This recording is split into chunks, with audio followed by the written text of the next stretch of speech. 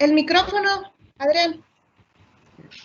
Muy buenas tardes a todos. Gracias por acompañarnos en esta de la valiosa conferencia en el marco de la Semana Internacional de las Finanzas.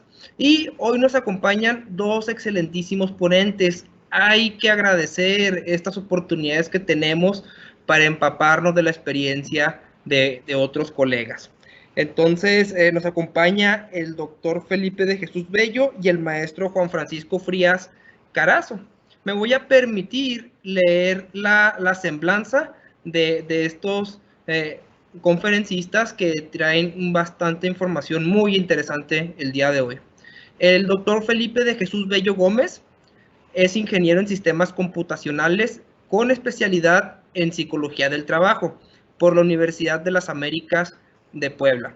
Cuenta con diversas maestrías, como lo es en finanzas, economía y psicología de la organización por la Universidad de las Américas de Puebla, así como la maestría en neurociencias aplicadas en la Universidad Internacional de La Rioja, y es doctor en economía por la Universidad de las Américas de Puebla. Con experiencia profesional en un ramo turístico, automotriz y financiero, además de académico, participó como consejero del grupo financiero ACEMEX Banpaís. Es profesor titular adscrito al Departamento de Banca e Inversiones de su alma mater, la Universidad de las Américas Puebla, donde además de haber diseñado y coordinado la licenciatura en Banca e Inversiones del 2007 al 2016 y el doctorado en Economía del 2017 al 2019. Imparte asignaturas en las áreas de la banca comercial, banca de inversión, banca privada, economía conductual y junio del 2017 a la fecha es director académico del Departamento de Banca e Inversiones de la Escuela de Negocios y Economía de la Universidad de las Américas Puebla, donde ha sido miembro fundador del Consejo Administrativo de la Universidad de las Américas y forma parte del Consejo Consultivo del Desarrollo, del Centro de Desarrollo, Responsabilidad y Compromiso Social de esa misma institución. Como director académico del Departamento de Banca e Inversiones de la Universidad de las Américas Puebla, coordina los programas de investigación en economía y finanzas, de inclusión, neurociencia, economía conductual y la cultura del altruismo y la empatía. Además, también coordina la neuromercadotecnia del populismo y el libertarianismo y ha realizado investigaciones en inteligencia artificial, historia empresarial y la relación entre cultura, la política y el desarrollo económico. Ha concentrado su interés tanto en el análisis de factores profundos del desempeño económico, particularmente de los aspectos neurobiológicos de la toma de decisiones en los contextos financiero, mercantil y económico-social, así como su impacto en el desarrollo socioeconómico. Su obra más reciente, en el 2020, El populismo y la neurosegmentación del indigente cognitivo, ha sido recientemente publicada por la colección Sapientia de la editorial de la Universidad de las Américas, Puebla. Bueno, como pueden ver, un muy extenso currículum. Ahora me voy a permitir leer la semblanza del maestro Juan Francisco Frías Carazo. Actualmente es estudiante de la licenciatura de Banca e Inversiones en la Universidad de las Américas Puebla, con estudios de cursos de maestría en San Diego State University, siendo profesor asistente en la clase Financial Management del MBA de la Universidad San Diego State University. Ganador de la CFA Research Challenge en la Sociedad de San Diego y participante en la de 2020. Actualmente es investigador adscrito al proyecto de psicometría financiera del Departamento de Banca e Inversiones. Bueno, como ven, hay que aprovechar mucho la plática que nos dan este maestro y el doctor sobre la psicometría en el repago de crédito. Sin más preámbulos, pues cedo la palabra a nuestros conferencistas invitados. Bienvenidos a esta su casa, la Universidad Autónoma de Ciudad Juárez. Muchas gracias. Es un honor poder presentar. Y pues, sin más por el momento, iniciamos con lo que sería la psicología del repago de crédito. Este es un proyecto que, a pesar de ser breve, le tenemos mucha fe y esperemos que podamos realizar un cambio a futuro. Iniciemos. Pues bueno, la orden del día, ¿qué es lo que vamos a revisar hoy? Primero que nada daremos un repaso de los documentos que han sido más relevantes para la investigación, que nos han guiado, que nos han permitido desarrollar una idea y finalmente mostrarles de qué se trata esa propuesta de valor. Iremos dando detalles poco a poco, hasta el final cerraremos explicando cuál es la expectativa de la investigación que estamos realizando actualmente, pero por el momento nos centraremos en lo que es la investigación documental. Algunas de las lecturas que revisamos, algunos de los autores de los cuales vamos a hablar son Cordell, con un documento conocido como Risk Pack, How to Evaluate Risk Tolerance, Moorland, Gravel Lighton, Arraiz y Klinger. Todos estos son muy importantes, de hecho, si se dan cuenta, son tan solo 5 documentos, pero son porque son claves en lo que nosotros deseamos estudiar, que es la cuestión de qué tan bueno es un sujeto a repagar su crédito. Bueno, iniciando con Risk Pack, How to Evaluate Risk Tolerance de Cordell de 2001. Este es un paper de investigación que expresa o presenta una filosofía de cómo es que se debe de evaluar la tolerancia al riesgo. Esto se da desde el punto de vista de un planeador financiero personal. Esta es una cuestión que se da mucho más continuamente en Estados Unidos. Aquí en México casi no hay planeadores financieros personales.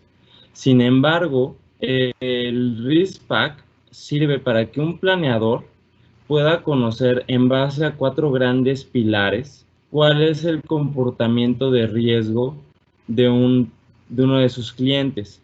Los 4 pilares que mide son propensidad, actitud, capacidad y conocimiento. ¿A qué se refieren estos 4?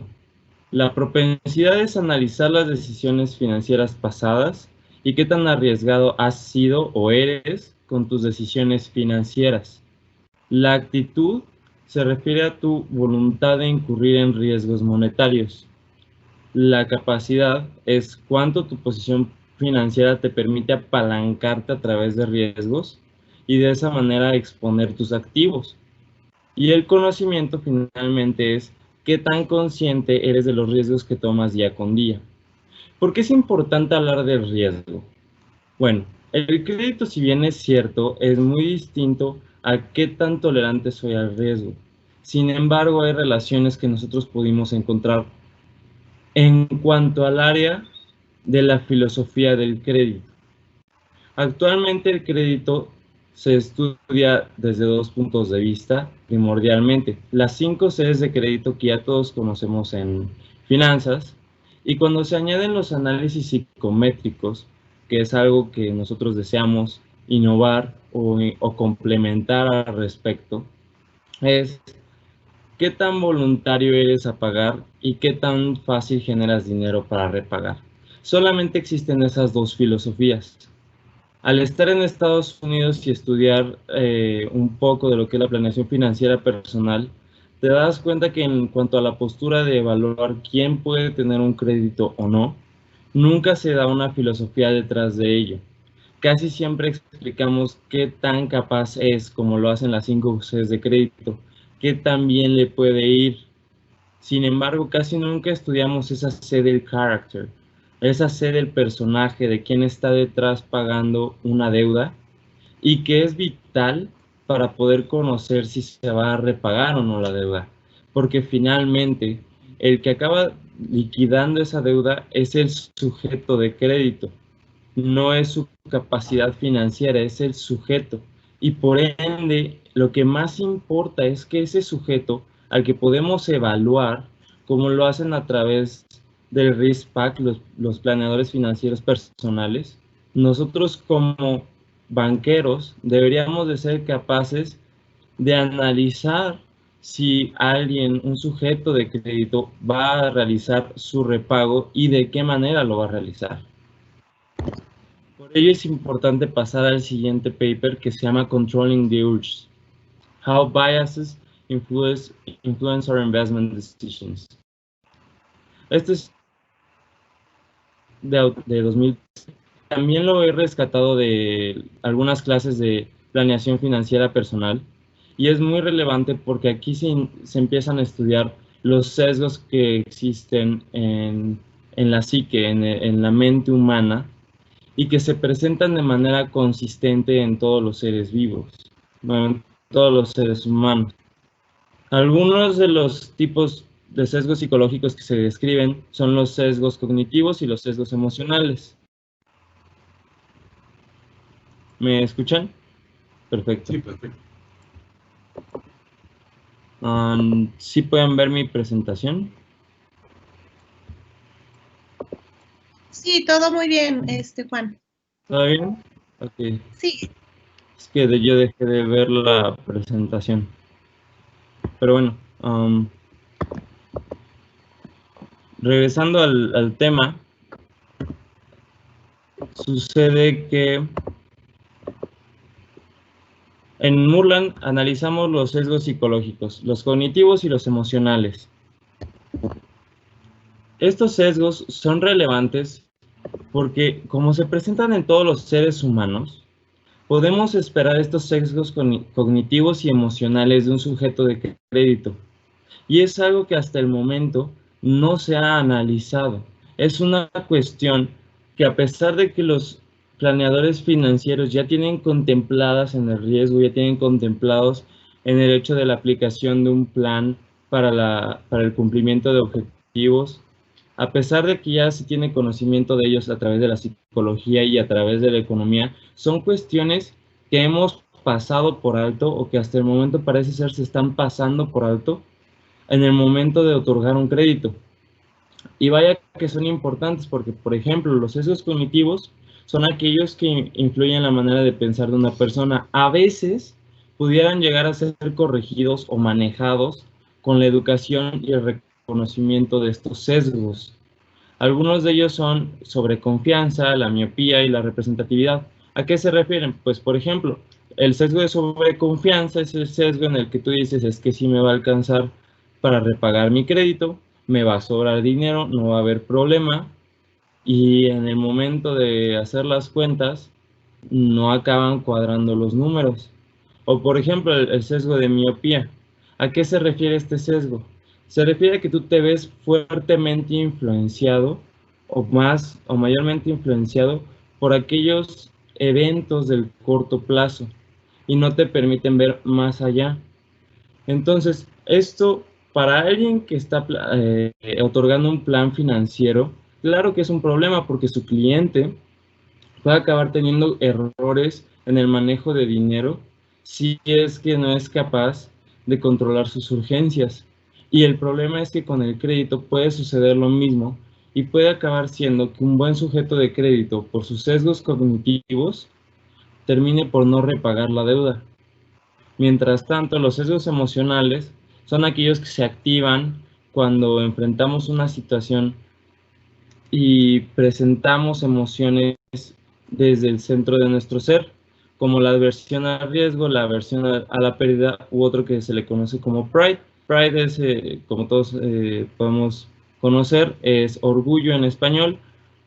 Se refiere a un sesgo en el cual, si tú eres un inversionista, por ejemplo, tú tienes stocks, acciones que van ganando mucho en la bolsa, y prefieres vender esas acciones para decir a tu sociedad: vaya, es que genera un 15% de rendimiento, genera un 20% de rendimiento, cuando en realidad te estás quedando con todas las acciones que están perdiendo dinero. Por ello es que este tipo de sesgo también tiene que ser relevante, y a mi gusto, o al gusto de nosotros, debería de ser incluido en el análisis de crédito, ya que alguna de estas cuestiones, algunos de estos sesgos emocionales pueden influir en la situación financiera de una persona, y al influir en la situación financiera de una persona pueden inhibir o facilitar evitar el hecho del repago del crédito. Posteriormente, tuvimos que pensar en qué es o cómo es que vamos a medir qué tan bueno es un sujeto para repagar. Es por ello que decidimos incluir en la presentación Financial Risk Tolerance Revisited, The Development of a Risk Assessment Instrument, de Gravel-Leighton de 2009. Esta es una de las investigaciones más citadas en torno a la medición de la tolerancia al riesgo. Como verán, toda esta información base ha venido de la tolerancia al riesgo, porque es uno de los eventos que se ha analizado a más profundidad en la literatura financiera. Entonces, lo que hacen Gravel-Leighton para poder dar una confiabilidad y dar un cierto número que permita conocer cuál es la tolerancia al riesgo de cualquier sujeto es diseñar una escala de tolerancia al riesgo. La escala de tolerancia al riesgo la empezaron con una gran piscina de 100 elementos que van reduciendo hasta los 20 elementos para después realizar un análisis de factores. ¿Cuál es el objetivo de esto? Tú consigues 100 preguntas, por decirlo de una manera, consigues 100 preguntas con respuestas de opción múltiple a las cuales tú les vas a identificar con cierto valor, con cierta calificación, y en base a la calificación que obtenga en cada pregunta una persona, se va a poder elaborar una calificación final y esperarías que tengan una mayor tolerancia al riesgo o una menor tolerancia al riesgo. Ellos originalmente escogen 100, de los 100 van eliminando aquellas preguntas que son muy parecidas, aquellas preguntas que analizan la misma cosa, que consideran que no son tan relevantes en el momento de la tolerancia al riesgo, que no tienen validez. Esto es algo muy importante y que voy a hacer una pausa. Cuando uno genera una escala, debemos de siempre asegurarnos que tenga validez y que tenga confiabilidad. Que tenga validez se refiere a que el objeto que estamos intentando medir de verdad sea medido. Es decir, los 100 elementos que se escogen tienen que medir todos en alguna medida la tolerancia al riesgo. Si no, no son válidos, si no, no son instrumentos válidos. Y de ahí la confiabilidad o la representatividad, que es qué tanto en verdad, cuál es el porcentaje de correlación entre la respuesta que se otorga de uno de los elementos en comparación a la medición que se esperaría de ese elemento.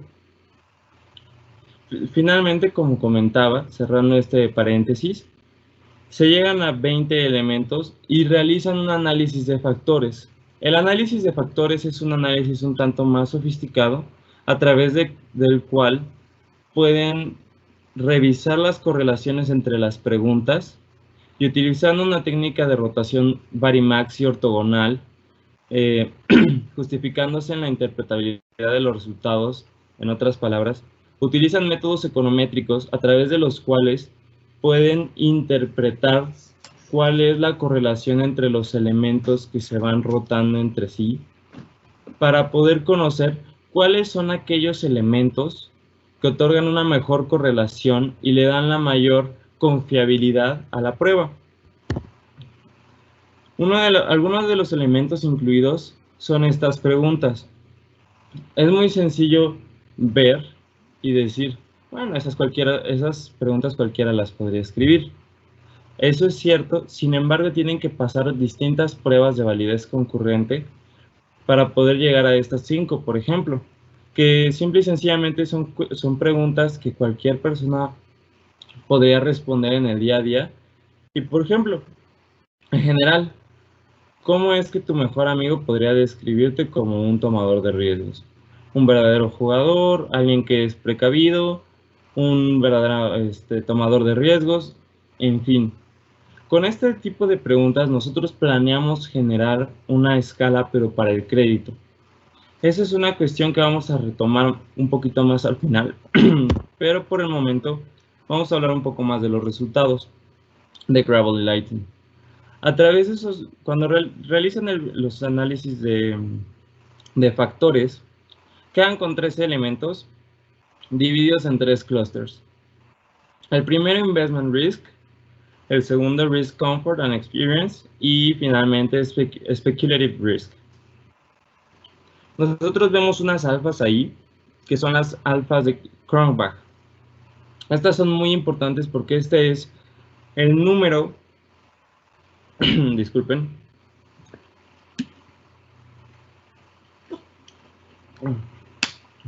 este es el número que nos indica la confiabilidad de la prueba. En el caso del instrumento total, vemos una confiabilidad de la prueba del 75%, mientras que los factores se ven muy reducidos. Esto puede ser porque al actuar los 13 juntos, aumentan la correlación que hay entre ellos y permiten explicar más o de mejor manera el efecto de la tolerancia al riesgo. Es por ello que también podemos observar que dos de los factores tienen alfas, de hecho, muy pequeñas. Una alfa de Cronbach que se considere buena tiene que ser aproximadamente del punto 6 al punto 8 se considera como buena y del punto 8 para arriba es excelente. Nosotros deberíamos de apostar o de tirar a que nuestra alfa de Cronbach sea arriba del punto 8. En este caso, se entiende que es un tanto difícil conseguir una alfa de Cronbach arriba de punto 8 debido a la cuestión que se está midiendo, que es la tolerancia al riesgo. Esta es una de las cuestiones en las cuales se justifican tanto Gravel como Lighton y que se puede entender. Sin embargo, siempre deberíamos de apuntar a algo más alto. Ellos, para validar que su instrumento está verdaderamente midiendo lo que es la tolerancia al riesgo, utilizan una pregunta del Survey of Consumer Finances, que es una revista de servicios financieros. Ellos colectan la información para ver si realmente están midiendo la tolerancia al riesgo en vez de estar midiendo alguna otra variación.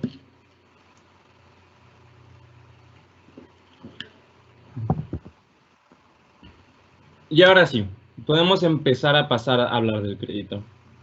Uno de los documentos más importantes, o al menos interesantes, de los cuales vamos a hablar hoy, es Psychometrics as a Tool to Improve Screening and Access to Credit, del autor a raíz de Brown y de Stucci, de 2015. Este estudio fue realizado en Perú, junto con el apoyo del Entrepreneurial Financial Lab, así como una microfinanciera.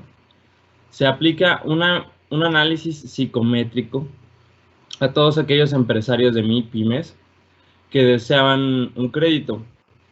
Lo que sucede en Perú es una cuestión muy interesante. Hay otro paper, del cual también vamos a hablar, que da un análisis muy detallado de lo que es el contexto financiero en Perú para empresarios de medianas y pequeñas empresas, en el cual te das cuenta que las empresas formales no se afligen o no se sienten tan cohibidas en cuanto al acceso al crédito. Sin embargo, lo que se menciona en el paper que vamos a revisar después es que hay muchas personas que desean tener acceso al crédito en Perú, pero por ser negocios informales tienen muchas dificultades y es por ello que tienen que acceder a microfinancieras. Esto hasta cierto punto representa un problema porque las tasas que empiezan a pagar por sus créditos son 2 o 3 veces más altas que las tasas promedias para un negocio formal. Es entendible, claro. Es uno de los costos de ser un negocio informal, si bien es cierto. Sin embargo, si un sujeto es tan incapaz como otro de repagar un crédito, en teoría deberían de tener la posibilidad de pagar la misma tasa. Sin embargo, hoy en día, los buros de crédito, como no tienen tanta información, sobre todo para el caso de sujetos no bancarizados, que tienen que cobrar tasas mucho más altas para aquellos sujetos que no han sido bancarizados o para aquellos sujetos de los cuales no se encuentra suficiente información Y obviamente esto representa un costo de oportunidad para muchos empresarios que son pequeños o que están creciendo. A raíz, con los datos recolectados generan un modelo de probabilidad lineal, de hecho utilizan un Probit, y con esto revisan la diferencia de repago de sujetos que de acuerdo a Buró de Crédito deberían de ser mejores o peores que otros. ¿Cómo se explica esto? Porque siento que no quedó tan claro. Aquí vemos una tabla de lo que acaba siendo su muestra final, en la cual observamos 4 áreas. En el área número 1 es un sujeto aprobado, tanto por Buró de Crédito como por la prueba psicométrica que realizan el grupo de raíz. Después está el área 2, que es un área en el que se rechaza por Buró de Crédito, pero se acepta por la prueba psicométrica. El área 3, en la que se rechaza por el área psicométrica, pero se aprueba por Buró de Crédito. Y el área 4, en la que se rechaza por ambos. ¿Qué es lo que sucede aquí? A raíz, intenta hacer un análisis en la que dice, bueno, obviamente en el área 1, los dos concordamos en que un sujeto debería de ser aceptado. Por ende, debemos de otorgarle el crédito. En el área 2, encontramos que a raíz, en este caso diría que los sujetos de crédito son buenos, pero el Buró de Crédito dice que son malos sujetos de crédito. En este caso, lo que se busca probar es que estos sujetos del área 2 son mejores repagando su deuda que aquellos que están en el área 3, que son aquellos que fueron rechazados por la prueba psicométrica y aceptados por Buró de Crédito. Posteriormente, realiza un estudio, digamos que a la inversa. Prueba o intenta demostrar que aquellos sujetos en el área 3 que fueron aceptados, dícese los que fueron aceptados por Buró de Crédito, no son mejores repagando su deuda que aquellos que están aprobados en el área 2. ¿Cuál es la diferencia? Que cuando hacemos la primera prueba de 2 hacia 3, estamos buscando probar que aquellos que fueron aceptados por la prueba psicométrica en realidad son mejores que algunos sujetos aprobados o aceptados por Buró de Crédito. Mientras tanto, en la segunda prueba se busca demostrar que aquellos sujetos rechazados por la prueba psicométrica no son mejores repagando necesariamente que aquellos que sí habían sido aceptados por el Buró de Crédito. En sus resultados, primero que nada demuestran que complementar el otorgamiento de crédito con un análisis psicométrico es muy valioso. Si bien es cierto, no llegan a decir, jamás establecen el hecho de que un análisis psicométrico pueda reemplazar a Buró. Sin embargo, el complementarlo con ese análisis enriquece demasiado la prueba. Y de hecho, gracias a la prueba psicométrica, ya que logran probar que aquellos sujetos en el cuadrante 2, lo voy a regresar tantito, que aquellos que fueron aceptados por la prueba psicométrica y rechazados por Buró, en efecto, son tan buenos repagando como aquellos en el cuadrante 1. Entonces, ¿eso qué significa para una microfinanciera? Eso significa que, por ejemplo, a las dimensiones que tiene esta muestra, hay 158 aplicantes en el área 2. De esos 158 aplicantes, pudieron haber tenido su crédito extendido y además esto no hubiera cambiado el riesgo de la cartera de crédito de la empresa. ¿Esto a qué se refiere? A oportunidades de ampliar las líneas de crédito, a oportunidades de no aumentar el riesgo de cartera, el hecho de poder extender más crédito a gente que sí lo pueda repagar, a gente que sí lo va a repagar, y que además se le puede dar una tasa más justa a todos aquellos. Porque al tener una calificación de repago de crédito psicométrica, tienes un instrumento para medir qué tanto esperas tú que regrese el dinero a la empresa. Uno de los problemas que encontramos en este paper es que lamentablemente por el tiempo en el que se lleva a cabo o por el tiempo que transiciona durante la elaboración del paper, solamente se estudia qué tan puntuales son en los pagos los sujetos de crédito. Entonces realmente lo que estamos observando en cuanto al riesgo de la cartera es, son tan buenos repagando en el sentido de la puntualidad. Sin embargo, no tenemos información, o al menos el paper carece de la información, de qué tanto porcentaje acaba liquidando realmente la deuda. Es muy distinto el repagar mes a mes tu crédito con el hecho de totalizarlo, de finalizar y de liquidar toda tu deuda. Sin embargo, el hecho de tan solo poder tener una prueba o un dato anecdótico al respecto ya es demasiado útil para poder empezar a inferir cuestiones que puedan referir al hecho de que en el futuro se utilice una herramienta psicométrica para predecir quién sí va a repagar y además liquidar la deuda. Es por ello que decidimos analizar esto como una teoría o una psicometría del repago de crédito. Porque si bien es cierto, lo que realiza el Buró de Crédito en el caso de Perú es que tienen calificaciones de crédito para aquellos que van repagando y se van retrasando en los repagos. Cuando alguien no está retrasado, se dice que es normal. A los 30 días se le conoce como tiene una cierta calificación por parte de Buró que ya es negativa. A los 60 días tiene otra y a los 90 días tiene otra. Entonces, a través de todas esas subdivisiones es con lo que se puede realizar este análisis.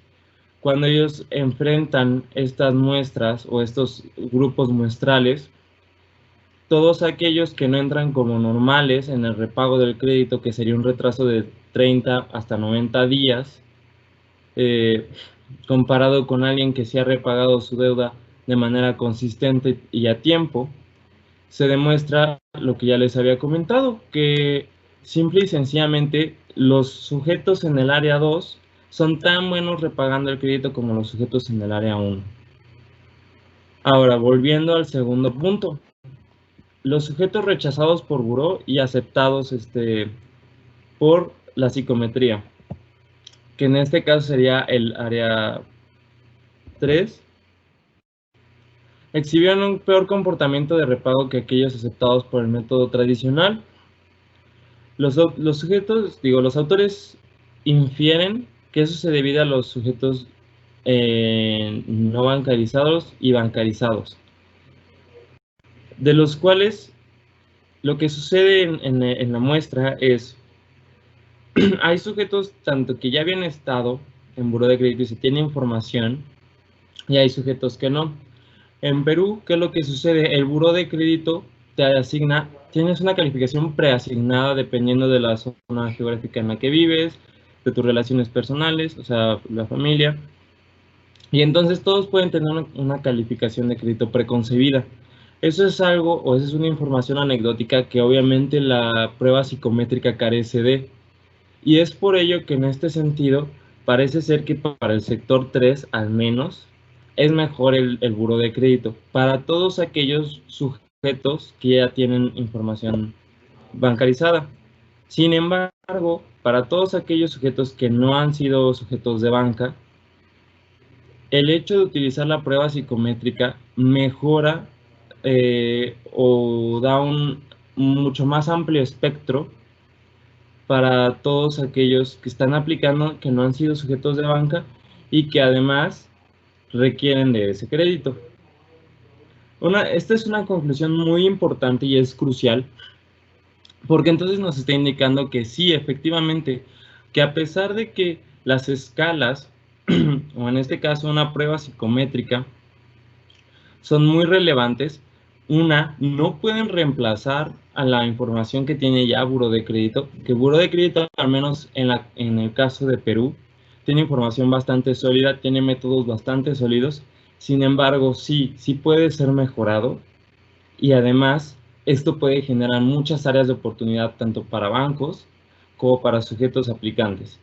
Y ya ni mencionarlo a las empresas, que también pueden ser contadas como sujeto aplicante. De aquí pasamos al siguiente paper, que sería Improving Credit Risk Analysis with Psychometrics in Peru. También realizada en Perú, también un poco con colaboración del EFL, Klinger, Kayawa y Lamonte en 2013 realizan un análisis contextual de crédito para MIPYMES en Perú. Este es el análisis que les mencionaba hace unos momentos. Realmente hacen una revisión anecdótica y documental muy profunda al respecto de lo que viene siendo qué tanto las empresas grandes utilizan el crédito, de qué tipo de crédito estamos hablando, qué tasas de interés pagan. Realmente es impresionante ver cómo es que ellos mencionan que la tasa de crédito para una MIPYME puede llegar a ser superior al 35-40% en esas épocas, en comparación a un 8% que era el promedio para para las empresas formales. Esto claro que es un área de oportunidad si es que nosotros logramos mejorar el proceso de screening en el crédito. El proceso de selección y discriminación de sujetos aplicantes es crucial para el hecho de extender el crédito. Es por ello que al menos estos autores, con el apoyo de una microfinanciera, aplican el análisis psicométrico a diferentes sujetos preaprobados con el fin de demostrar qué tanto más puede predecir el análisis psicométrico el repago de la cartera. Aquí voy a tener que hacer una pausa con un fin teórico, porque aquí vamos a hablar de una cuestión de un número muy importante, que es el coeficiente de Gini. Como les dije aquí, el objetivo de este estudio es demostrar qué tanto más puede predecir el análisis psicométrico al repago de la cartera de crédito. Yo no sé quién pueda conocer el coeficiente de Gini. Normalmente se utiliza como una medida de desigualdad, o se conoce de una medida de desigualdad a partir de la curva de Lorenz. Si damos una repasada a ese acervo, recordemos que esa línea punteada en el caso de la desigualdad representa lo que sería la perfecta equidad, y de ahí construimos la curva de Lorenz revisando o viendo qué porcentaje de la población tiene qué porcentaje de riqueza, y vemos una curva debajo de esta diagonal punteada. De ahí nosotros obtenemos el área que existe ahí en medio y calculamos el coeficiente de Gini representando la desigualdad. En este caso no. Cuando hablamos del crédito y de modelos de crédito, hablamos de diferentes cuestiones. Realmente esta línea punteada es una guía en la cual en el punto 0 decimos, en 0 estamos hablando de un modelo de repago de crédito que no está rechazando a nadie. En el eje vertical estamos midiendo qué tan probable es que rechacemos a personas que son malas pagando el crédito.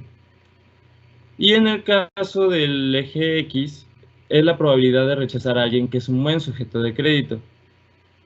Entonces, cuando nosotros estamos en 0, nosotros no rechazamos a nadie, y cuando estamos en el punto opuesto, estamos rechazando a todos.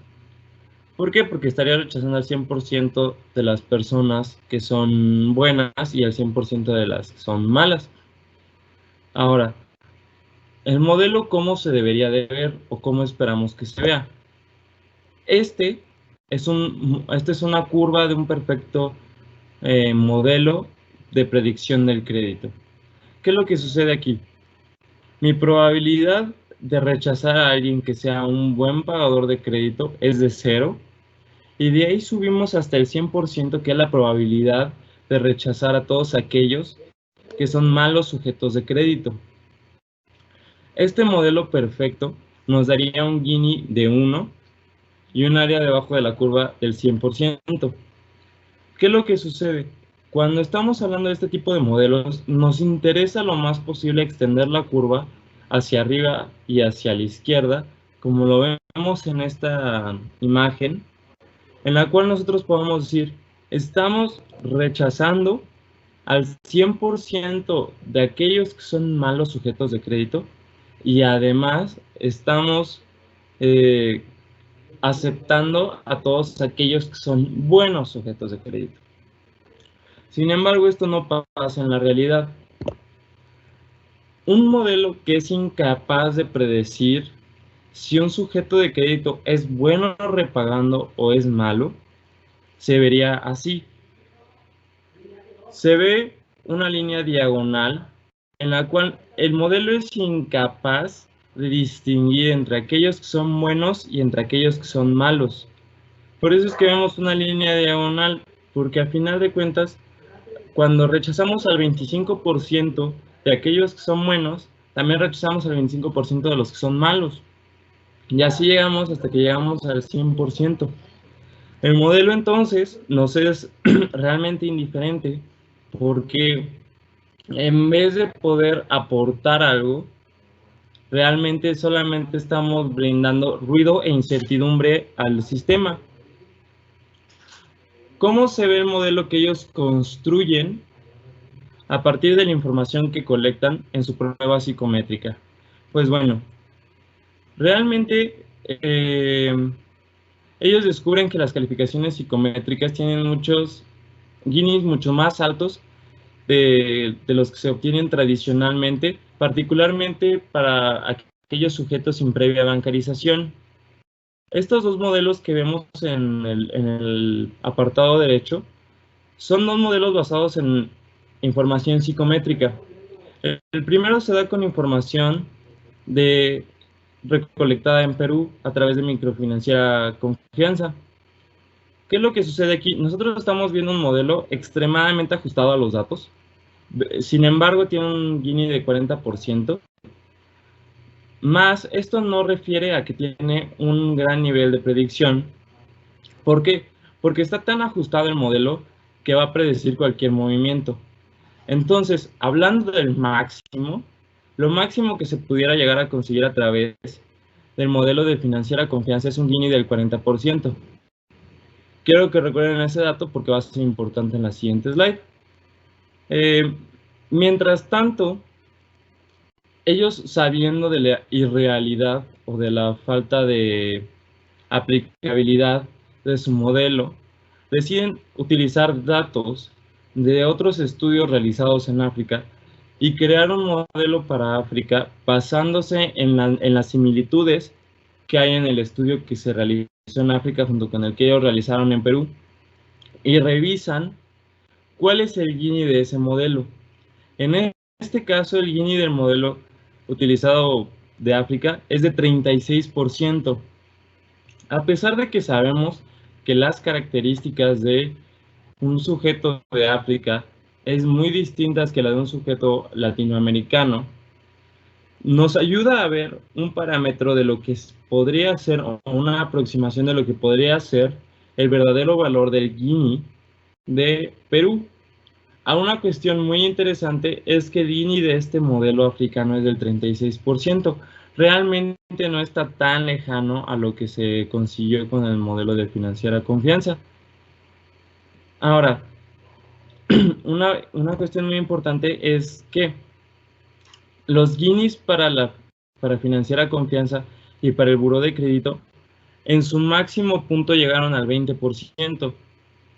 Mientras que, como ya les comentaba, el Gini que ellos toman como válido, que es el del modelo africano, es el de 36%, que si nos damos cuenta, doblega los Ginis de aquellas de la institución financiera o de inclusive de buró de crédito. ¿Esto qué nos quiere decir? Nos está diciendo que hay 20 puntos extra, por ejemplo, en comparación a Financiera Confianza, cuando hay un retraso de 60 días o más. Nos quiere decir que es un 20%, tiene 20 puntos porcentuales extra de explicación el modelo que aplica el instrumento psicométrico de aquel que está basado en el historial de Financiera Confianza. ¿Qué nos quiere señalar esto?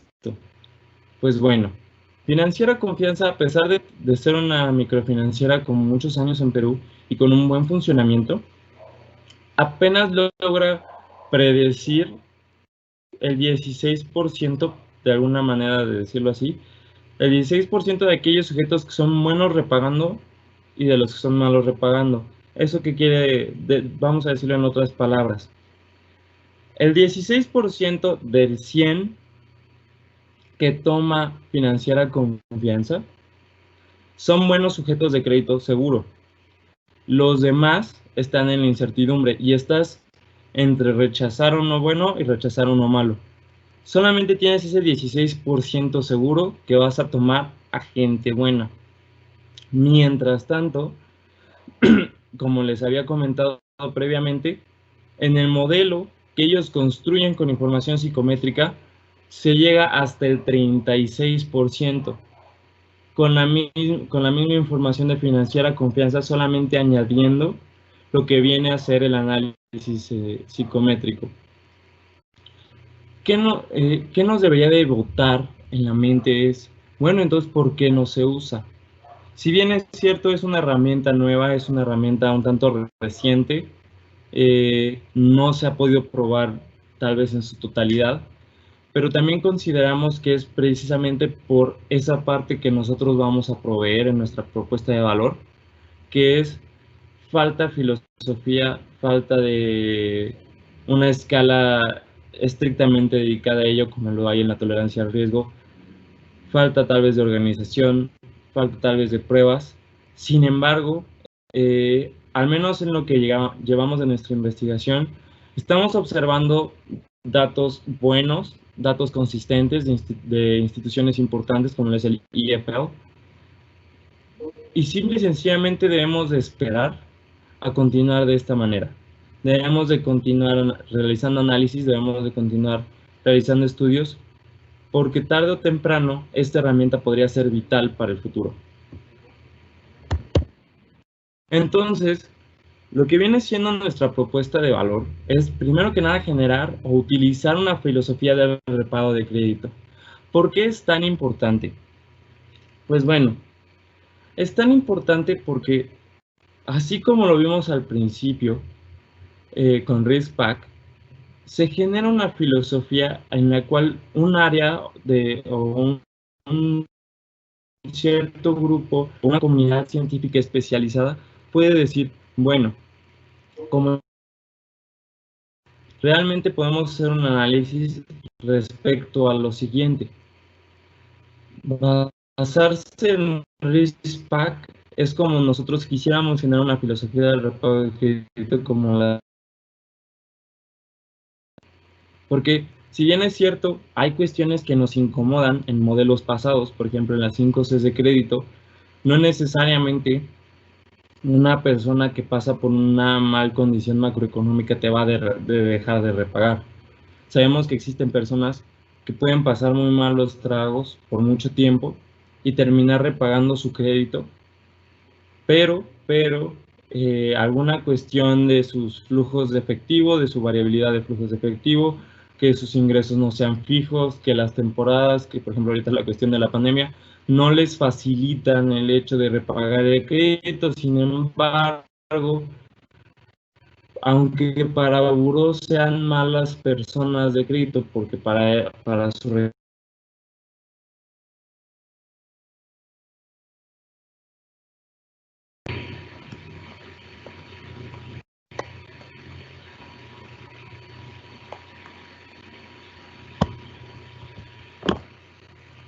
¿Me escuchan? Ah, perfecto.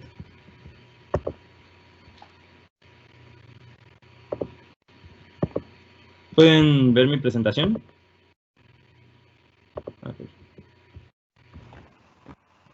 No, Juan Francisco. De hecho, creo... Sí. Pues volverla a compartir. Sí, nos será la presentación. No, tendrías que compartirla nuevamente. Estamos viendo tu pantalla.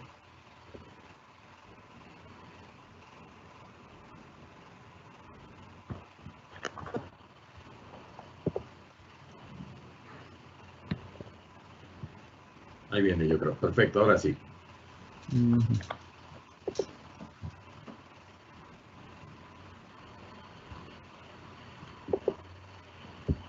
A ver.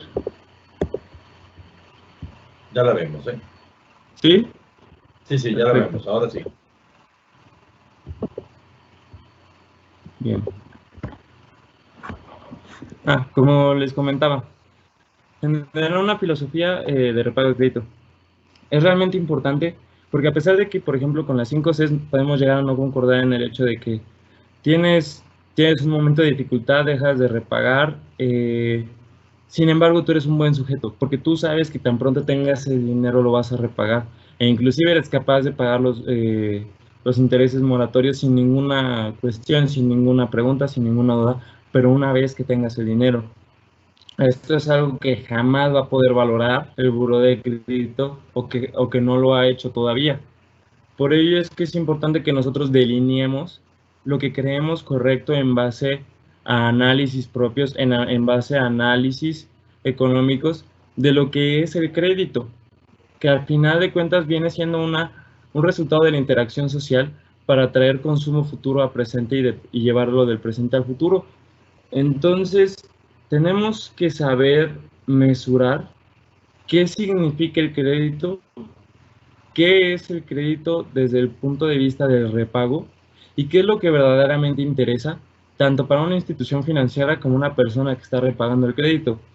Porque si bien es cierto, ambas partes tienen intereses y por ende ambas partes van a desacordar en ciertos puntos.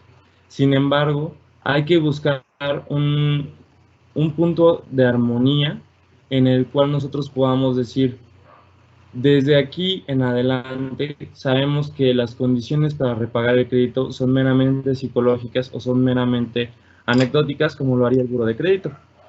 De ahí, ya que tengamos definida esa filosofía que vamos a seguir, sería diseñar una escala que sea capaz de predecir el repago.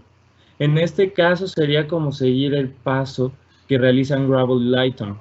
Gravel y Lighton recolectaron esos 100 elementos, los redujeron a 20, pasaron por un análisis de factores y a través del análisis de factores decidieron que a través de 3 clústeres con 13 preguntas en total, pudieran analizar y dar una calificación de la tolerancia al riesgo. En nuestro caso, vamos a realizar este mismo proceso o un proceso similar, pero con el mero objetivo de conocer qué tanto es capaz una persona de repagar el crédito. Esto midiendo ciertas cuestiones psicométricas, como algunas veces hemos comentado del locus de control o tal vez los Big Five. Que estos son importantes rasgos o características de la psicología humana que nos podrían permitir predecir quién sí va a pagar o quién no va a pagar su crédito. Una vez generada esta escala y teniendo la validez concurrente necesaria, vamos a poder aplicar la encuesta. Y disculpen, me había mencionado validez concurrente, era validez interna, que tenga consistencia la prueba, para que una vez con esa consistencia se pueda aplicar y la podamos validar con datos de repago de crédito o con datos de buró de crédito, o simple y sencillamente entender a través de información externa qué tan cierto es que en base a nuestra escala psicológica podemos decir que una persona o podemos dar una calificación a una persona para que repague su crédito. Finalmente, con esta información, obtener un modelo a través de las calificaciones de crédito y poder lograr la predicción de repago. En este caso ya estaríamos llegando tanto a raíz como al último paper que revisamos de Perú, en este caso serían los dos.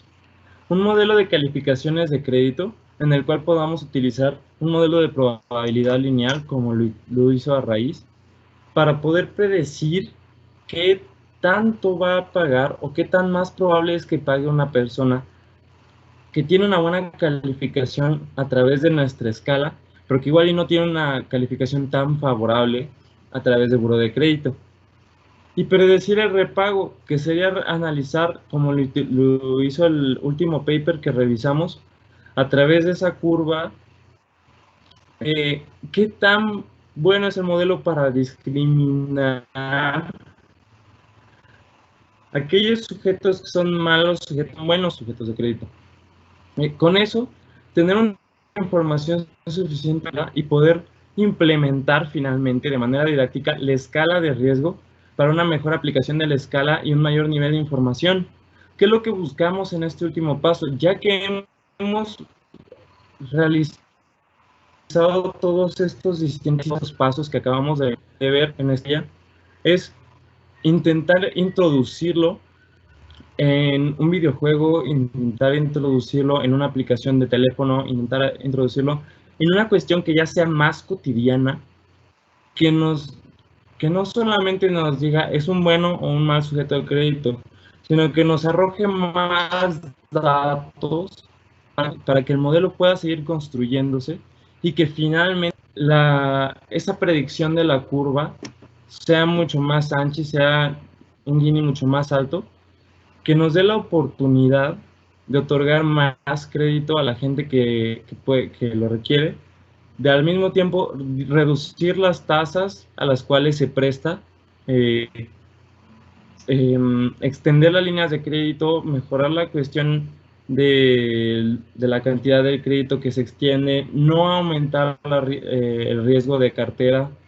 Muchas cuestiones que van a ser atractivas no solamente para el sector empresarial, sino para cualquier sujeto o individuo, además de los empresarios, y que a través de toda esta información logremos no solamente el bienestar económico, sino que también el bienestar social para todos aquellos que lastimosamente no se han podido ver beneficiados por el crédito, ya sea por falta de conocimiento, ya sea por falta de acciones o por falta de información, como es este caso.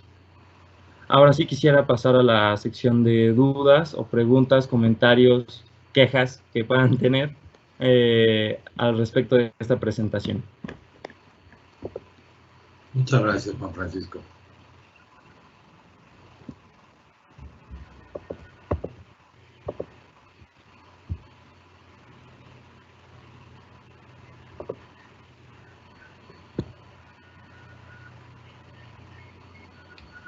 No sé si tienen algún comentario o duda, porque veo que, pues sí, la convocatoria fue nula, ¿no? Nada más nos acompañan Luis Adrián y Marisela.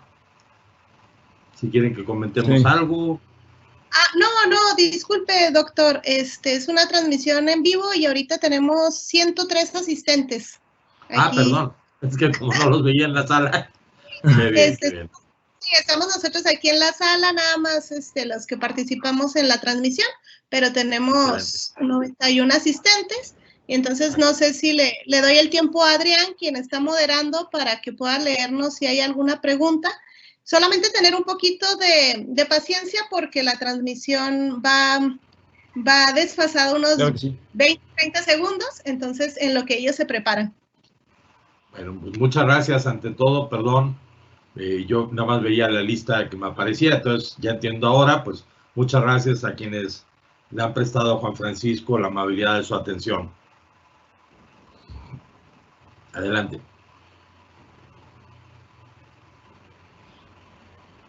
Ok, muchas gracias a Juan Francisco y al doctor Felipe por estas aportaciones y seguimos en la espera de las preguntas de nuestro amable auditorio.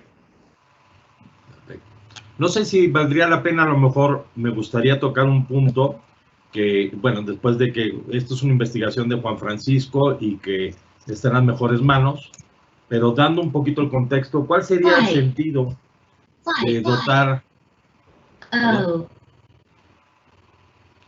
el sentido de dotar a un, digamos, un proceso de evaluación de crédito de estos aspectos psicométricos, ¿no? Entonces, este modelo al que bien se refería Juan Francisco, que es el de las 5 Cs, es el clásico, digamos, en la banca, ¿sí? Y se considera que un crédito debe de otorgarse en la medida en que el deudor tenga la capacidad para hacer frente al crédito, las condiciones sean las adecuadas, cuente con el capital suficiente como, digamos, como un patrimonio neto que pueda respaldar finalmente el crédito que está tomando y además un colateral específico, ¿no? Es decir, una fuente alternativa de pago. Si el deudor no tiene manera de enfrentar sus compromisos, pues tenga una manera alterna de lograrlo, ¿no? Y el quinto aspecto es el carácter. Entonces, desde nuestro punto de vista, y corrígeme Juan Francisco si me equivoco, creemos que hoy en día el carácter se ha olvidado, ha quedado en el olvido, ¿no? Entonces, hoy en día se presta o al que tenga colateral, o al que tenga capital, o al que demuestre una capacidad, ¿sí? O aquel en que las condiciones sean las adecuadas, ¿sí? Ya sean las condiciones del contexto, o bien el crédito sea lo suficientemente rentable como para tomar el riesgo. Y poca atención se le presta al carácter. Y esto es parte de, digamos, de lo que ha sido la evolución de nuestras sociedades, donde cada vez es mayor el anonimato en las transacciones, ¿no? Entonces, no sabemos a quién le estamos prestando y por lo tanto, pues no podemos identificar su carácter, ¿no? Y entonces, en el Departamento de Banca e Inversiones, tenemos una de nuestras preocupaciones fundamentales, está con el tema de la inclusión, que podríamos verlo en este contexto, en aquellos cuadrantes que bien describía Juan Francisco, en aquellos donde los mecanismos tradicionales de crédito, como es el buró de crédito, le niegan el crédito a sujetos, ¿sí? Que en principio pues, se les niega a lo mejor porque finalmente no tienen un historial en el buró de crédito, entonces no hay una referencia. Entonces, como que es primero el huevo o la gallina, ¿no? No te presto porque no te han prestado nadie, no te ha prestado nadie porque no te ha prestado nadie antes, ¿no? Entonces, por falta de este historial, muchas veces quedan marginados o hay una discriminación de crédito. Entonces, vemos una posibilidad social importante en acudir a mecanismos alternativos que con información alternativa a la tradicional nos permita precisamente, como instituciones financieras, atender a ese sector no bancarizado, ¿no? Que la banca tradicional, los prestamistas tradicionales, no lo contemplan porque pues, sus modelos muchas veces no tienen información. Es decir, no es que sean malos deudores, sino simplemente no se conocen, ¿no? Y también por un aspecto que es importante, seguramente ustedes han oído hablar del microfinanciamiento, ¿no? Y las posibilidades que esto conlleva. Iniciativas como el Grameen Bank, como las microfinancieras en general, que tienen diferentes mecanismos de crédito que en realidad, ¿qué hacen? Bueno, descubrir, por ejemplo, formas de capital que tradicionalmente no se consideraban, ¿no? Entonces, normalmente se consideraba capital, pues nada más el capital material como tal, ¿no? El Grameen Bank, las microfinancieras, en fin, empezaron a ver que, bueno, la gente de escasos recursos por naturaleza no tiene capital, ¿no? Digamos, por ejemplo, la gente en extrema pobreza, si tuviera capital no estaría en extrema pobreza. Entonces, por falta de capital se les negaba el crédito. ¿Ellos en qué se enfocaron? Bueno, sí tienen capital, pero en formas más sutiles, como ¿cuál? Capital social, ¿no? Entonces, yo le presto al individuo, pero sin asumir la responsabilidad bajo la presión de un grupo social. ¿En qué sentido? Bueno, hay una comunidad que lo rodea. Si el individuo, mientras no se encuentra al corriente en los pagos conmigo, todos aquellos que sean sus vecinos o formen parte de ese grupo van a estar separados del crédito. Entonces hay una presión social para que el individuo cumpla, ¿no? Y muchas veces esa presión social en realidad son redes de solidaridad, ¿no? Donde tienes un tropiezo y entonces tus vecinos te dicen, ok, nosotros te prestamos para que no pierdas de ir al corriente y entonces los demás sigamos teniendo acceso al crédito, ¿ok? Y ya después ellos mismos se encargan, digamos, de que haya una reciprocidad, digamos, del vecino al que ayudaron, ¿no? Entonces, estos mecanismos permiten que aquel que se dedique, digamos, a dar el apoyo, a hacer el screening de crédito, aquellos para los cuales les resulta más barato, que ¿qué son? Los vecinos, la gente que se conoce entre sí, en lugar del banquero que es ajeno, ¿no? Y esto ha funcionado relativamente, es de todos conocido las historias de éxito de microfinancieras, de Grameen Bank en Bangladesh y de estos mecanismos. Pero cuando alguien, ese crédito es bueno, ese le permite mejorar su nivel de vida y a lo mejor ascender en el estrato socioeconómico. Por lo primero que pierde son los amigos, ¿no? Porque ya se distingue de los amigos. Entonces, al dejar estas redes de extrema pobreza, paradójicamente hay una pérdida de capital en este sentido. Entonces, ahí hay un gap muy importante entre aquellos que sí son sujetos de microfinanciamiento, pero todavía no son sujetos de un financiamiento formal a través de la banca, donde ya hay un historial de crédito, hay un colateral o hay un capital material suficiente. Entonces, creemos que ahí, en ese punto, en esa brecha, digamos, que hay entre, les digo, los extremadamente pobres y el acceso al microfinanciamiento, y digamos, los que ya tienen acceso al financiamiento bancario, hay una oportunidad grande de negocios, pero sobre todo de un extraordinario impacto social. Es gente que tradicionalmente, pues paradójicamente, porque te va bien, pierdes el acceso al crédito, ¿no? O no eres tan buen sujeto de crédito como cuando estabas en condiciones, digamos, de extrema pobreza. Y nuestra apuesta es que el carácter, lo que bien ha dicho Juan Francisco, que es, consideramos que es una característica psicométrica, ¿sí? Entendida el carácter como la disposición a pagar cualquiera que sean las circunstancias, ¿sí? No depender solo de que las circunstancias sean buenas, sino una voluntad intrínseca de pago, ¿sí? El poderlo identificar a través de, como si fuera un rasgo psicométrico, ¿no? Un rasgo psicológico factible de medir.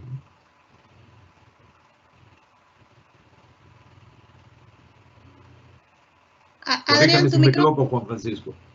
Ok, Adrián, tu micrófono, gracias. Listo, una disculpa. Muchas gracias, doctor, y muchas gracias, maestro Juan Francisco, por esas aportaciones.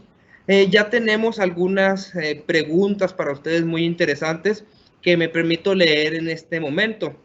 Dice, gracias por compartir sus nuevas aportaciones. Una pregunta, de acuerdo a la tendencia de las condiciones actuales, ¿creen que el modelo siga teniendo la misma validez?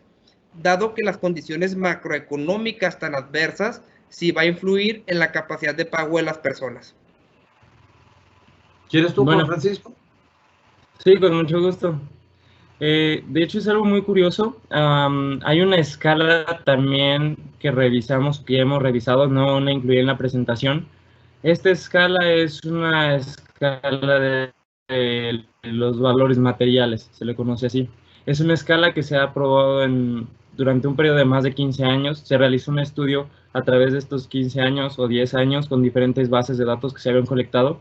Y algo interesante de las escalas psicométricas es que pueden tener esa cualidad de validez intertemporal y que por ende volverían válida nuestro análisis de crédito. En este caso nosotros trabajaríamos con una escala psicométrica de crédito. Esa era una escala psicométrica de los valores materiales.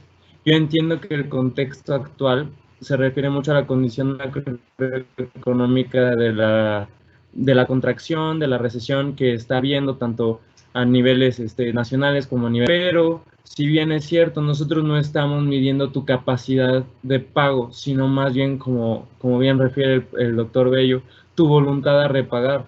Es decir, una vez que mejore la situación, ¿qué tan real va a ser que tú me repagues? Y sin embargo, obviamente, nosotros no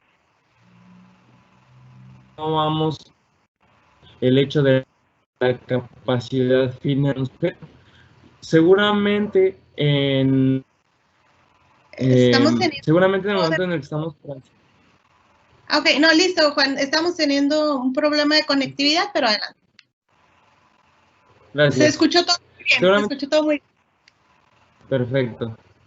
Muchas gracias. Continuando, seguramente en el momento en el que estamos transitando no es el más favorable, no es tan sencillo extender un crédito en este momento.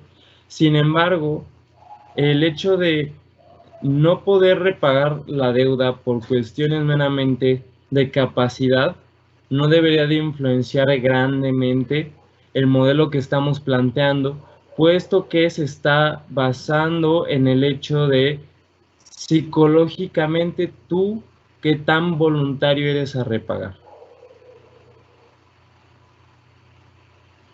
¿Algo más que guste agregar, doctor? Sí, bueno, gracias Juan Francisco. Y me parece una pregunta que da justo en el clavo de por qué es tan importante, desde nuestro punto de vista, identificar el carácter como un factor primordial en el repago, ¿no? Como bien quien nos hizo la bondad de la pregunta destaca, ahorita son condiciones sumamente difíciles, ¿no? Por ejemplo, hay muchos créditos que se otorgaron asumiendo que iba a tener la gente empleo, ¿no? Pero lo que hemos visto es que mucha gente ha perdido empleo, entonces súbitamente perdieron buena parte de su capacidad, ¿no? A lo mejor algunos que les tuvieron este impacto al inicio de la pandemia tenían cierto capital que los respaldaba, ¿no? Pero ya ahorita se agotó ese capital. Entonces ya no tienen capacidad, ya no tienen flujo, ni tampoco a lo mejor ya los ahorros que tenían se los han acabado. Entonces ya de repente gente a la que se le prestó, ahorita ya es un mal sujeto de crédito, ¿no? Bueno, el punto de prestar al carácter es que el carácter es si es un aspecto de personalidad y somos realmente capaces de identificarlo, como acreedores podríamos estar tranquilos. Que en cuanto las condiciones mejoren, esa persona va a hacer hasta lo imposible por ponerse al corriente, ¿sí? Y no, en cambio, va a tomar, con razón o sin razón, cualquier pretexto para finalmente incumplir sus compromisos, ¿no? Esa es la importancia del carácter, ¿sí? Ahora vemos gente que está sacrificando ingreso, que está sacrificando todo para mantenerse al corriente, ¿no? Pues esa es gente que está demostrando una actitud muy distinta, ¿no? Más allá del hecho de que pueda ser por la presión del buró de crédito, porque le vuelve por temas de reputación. Hay gente que lo hace por carácter, ¿no? Que es, si debo, no niego. Hay veces que para pagar no tengo, pero no lo niego. Y estoy siempre dispuesto, en la medida de lo posible, de lo que me es factible, cumplirlo, ¿no? Eso es lo que queremos identificar, que creemos que es un factor fundamental y que en alguna medida sería precisamente menos expuesto a las condiciones que cualquiera de las otras 5 Cs, ¿no? Por ejemplo, ahorita en el contexto de la pandemia, la capacidad, el capital, el colateral y claramente las condiciones son muy distintas de aquellas en las que se otorgó el crédito. Entonces, pero el carácter no tiene por qué serlo, ¿no? Sería una variable en alguna medida ajena o inerme en la medida en que seamos capaces de identificarlo, insisto, a lo que serían las condiciones, ¿no? Y ahí sería donde se vería el verdadero valor, ¿no? Tanto en efectos de la inclusión como para la rentabilidad de las instituciones financieras, ¿no? Muchas gracias, doctor. Tenemos una pregunta más, bueno, varias preguntas más. Esta es de la doctora Esther Carmona. Dice, en el esquema de repago de crédito, ¿cómo se plantea en la investigación? ¿Existe evidencia de una correlación directa entre los sesgos cognitivos y los sesgos emocionales? ¿Quieres, Juan Francisco, o me encargo? Juan Francisco, ¿quieres comentar algo? Bueno, definitivo, ¿no? Los sesgos en general, tenemos sesgos tanto de carácter cognitivos como emocionales. En algunos casos hay correlación, en otros no hay correlación, pero sesgos en general son diferentes, digamos, es una taxonomía de los sesgos, ¿no? Pero, digamos, en la literatura se entiende como sesgo aquella forma de tomar las decisiones o criterios que se toman que se ajenan de digamos, un criterio normativo, que sería el ideal, ¿no? Cuando nuestras decisiones siguen ciertos procesos, ciertos procedimientos que nos llevan a que el resultado de nuestras decisiones no sea el ideal desde un criterio, digamos, normativo, ¿no? Que sería el que maximizara nuestro bienestar, ¿no? Entonces, algunos son de carácter emocional, es decir, donde nuestra toma de decisiones, las emociones tienen primacía sobre los aspectos, digamos, más racionales, ¿sí? Y en el otro son cognitivos, en que finalmente no somos capaces de tomar nuestras decisiones en forma estrictamente racional o estrictamente apegada a un ideal normativo, ¿no? Y eso la literatura es inmensa, inmensa, ¿no? Tan solo hay que pensar que, bueno, ahorita me vienen a la memoria, pero tienen 3 premios Nobel en economía, que ese ha sido el fundamento de sus ideas, ¿no? Daniel Kahneman, Herbert Simon antes que él, y recientemente Richard Thaler, ¿no? Que han hecho de esto una escuela. Es decir, que la toma de decisiones nunca es racional en el sentido de apegarse a un ideal normativo, ¿no? Influyen las emociones, pero también hay fallas en el procesamiento o en la forma cognitiva de tomar las decisiones, ¿no?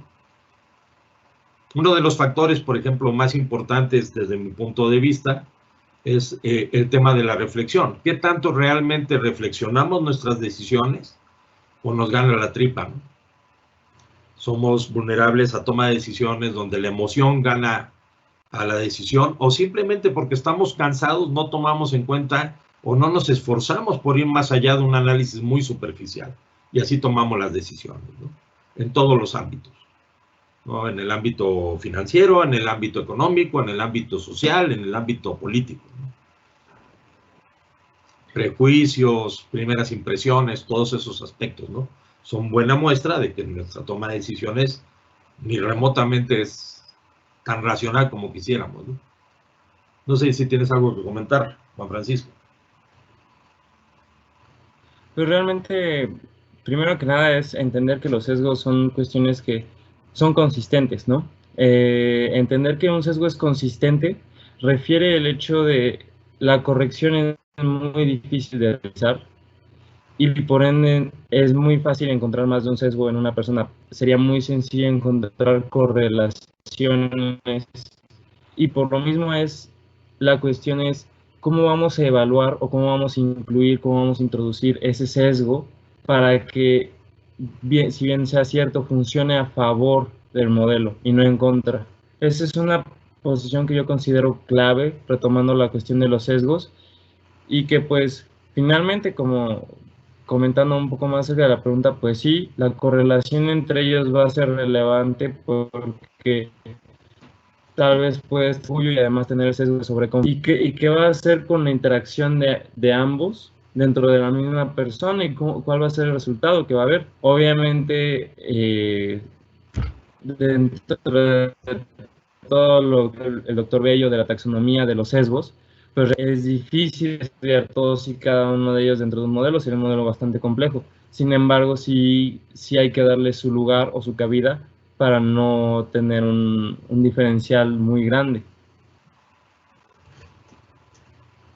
Muy bien, muchas gracias, maestro. Tenemos bastantes preguntas, voy a continuar leyendo. Dice, buenas tardes, ¿en México se realizan este tipo de exámenes psicométricos?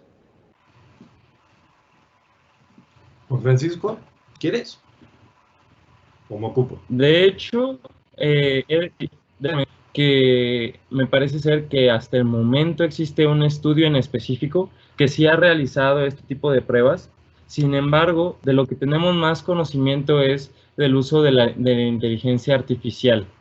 Sabemos del uso que a través de tu Facebook pueden analizar si un sujeto es un buen o un mal sujeto de crédito, pero a través de la inteligencia artificial. Es otra de las razones por la que también el profesor Bello y yo hemos dado pie a esta investigación, que es porque realmente se está utilizando más bien la fin de obtener superprecisión en el modelo, en vez de preocuparnos qué es lo que está explicando el modelo, qué es lo que está intentando dar el modelo como resultado. Y lo que sucede con la inteligencia artificial es súper interesante porque a partir de toda la data que pueda obtener de tu persona, intenta modelar qué tan bueno va a ser para repagar, pero no importar si es porque te gusta el color rojo, por si te gusta el color azul, simplemente va a importar en la medida en la que el modelo sea bueno.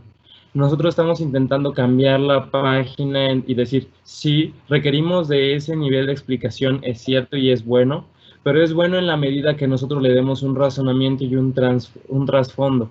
Porque si nosotros no le damos esa argumentación, esa filosofía, esa explicación, va a ser mucho más difícil de entender qué es lo que hace una persona buena o mala para repagar el crédito y en dado caso ayudarles.